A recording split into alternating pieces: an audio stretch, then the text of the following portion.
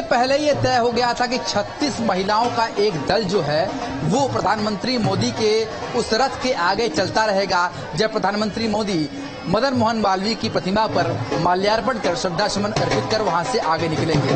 देखिए, ये जो रास्ता है, ये जो हम आपको आगे भी ले चलेंगे, ये जो रास्ता आप देख रहे हैं ये सिर्फ गंगा के समानांतर है।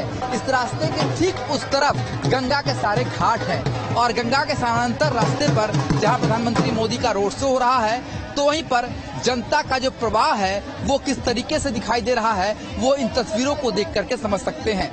दरअसल प्रधानमंत्री का ये जो रोड शो है वो इसलिए भी बेहद खास हो जाता है क्योंकि तीसरी बार प्रधानमंत्री नरेंद्र मोदी काशी से चुनाव लड़ रहे हैं। तीसरी बार जब वो चुनाव लड़ रहे हैं तो लगातार इस बात को कहा गया कि इस बार आखिर कितने मार्जिन से प्रधानमंत्री जीतने वाले हैं, क्योंकि लगातार इस बात को उठाया गया कि अगर विकास हुआ है, अगर देश बदला है, अगर बनारस में विकास की क्रांति आई है तो मार्जिन भी जो है बढ़ना चाहिए।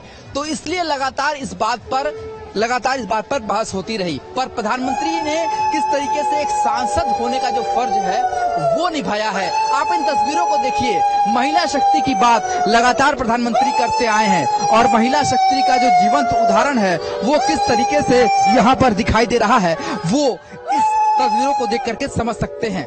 बात की जाए बनारस की तो बनारस सिर्फ एक धर्म के लिए नहीं बल्कि हर एक धर्म समुदाय के लिए एक खास जगह रखता है। जैन समुदाय के लिए एक खास जगह रखता है। महर्षि पार्श्वनाथ जी का जन्म स्थान यहाँ है। इसके साथ ही कबीर की धरती है, भगवान बुद्ध की उपदेश स्थली है, बाबा विश्वनाथ की नगरी है। तो हर एक धर्म के लिए अपना एक खास जगह रखता है बनारस। और ऐसे में बनारस किस तरीके से इस समय पूरी तरीके से प्रधानमंत्री नरेंद्र मोदी के रोड शो के उत्साह में लवरेज है, वो इस शक्ति को, महिला शक्ति को देख करके समझ सकते हैं। हम आगे लेकर जाएंगे। देखिए, निषाद समाज भी यहाँ पर अपने अपनी तरीके से हर एक समाज की भागीदारी वहाँ पर दिखता है। कहा जाता है कि बनारस में जो आप इस नदी के किनारे बसे हुए अगर मोहल्लों की बात की जाए तो इस नदी के किनारे, गंगा नदी के किनारे जब आप बढ़ेंगे तो हर एक समाज के लोग का मोहल्ला जो है वहाँ पर दिखाई देगा। सोनारपुरा बंगिया समाज का, आगे बढ़ेंगे तो बदनपुरा जहाँ पर मुस्लिम समाज, ये पूरा मुस्लिम समाज के पूरी तरह के इलाके हैं। उससे आगे बढ़ेंगे तो साउथ इंडियन का समाज का एक खास रिश्ता है, खासतौर पर जंगमबाड़ी और इस गोदोलिया के आसपास के इलाके से। वहां से आगे बढ़ेंगे तो जो महाराष्ट्र समाज के जो लोग हैं वो उनकी भागीदारी है। तो एक इस गंगा नदी के किनारे लघु भारत बसता हुआ दिखाई देता है और इसी लघु भारत को जोड़ने का काम आज प्रधानमंत्री के रोड शो में यहाँ पर दिखाई दे रहा है।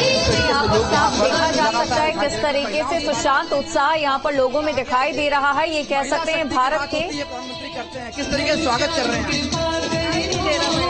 किस तरीके से महिला शक्ति की बात प्रधानमंत्री करते आए हैं। आप लोग किस तरीके से आज स्वागत कर रही हैं, सामने से देखने का मौका मिलेगा प्रधानमंत्री का। बहुत सारे ऐसे काम किए हैं उन्होंने, उनके आगे कोई भी नहीं है। और जाहिर सी बात है, आज का जैसा कार्यक्रम आप लोग को दिख रहा है उसके आगे तो कुछ कहने की बात नहीं है। इस बार हम लोग जोर तोड़ से लगे हुए हैं। इस बार आने तो मोदी जी है, बस ये है कि 400 पार से आएंगे और आगे अभी तो राम जी आए हैं, आगे बहुत कुछ आना बाकी है। तो हम लोग दिल से, महिलाएं जब श्रृंगार करके जाती हैं इधर घूमने के लिए जाती हैं, पर आप प्रधानमंत्री को देखने के लिए पूरी तरह से लाल साड़ी में यहाँ पर आई। बिल्कुल बिल्कुल, हमारे जो मोदी जी हैं वो हमारे किसी भगवान मतलब कि त्योहार से कम नहीं है, या कह सकते भगवान से कम नहीं। उन्होंने इतना डेवलपमेंट किया हम लोग के लिए। सबसे बड़ी बात है महिलाओं के लिए इतना किया। आज हम स्वतंत्र रूप से चल पा रहे हैं, स्वतंत्र है। आज इस तरीके का माहौल हमारे मोदी जी के संसदीय क्षेत्र में हम लोग को देखने को मिला। इसके पहले कभी महिलाएं शायद इस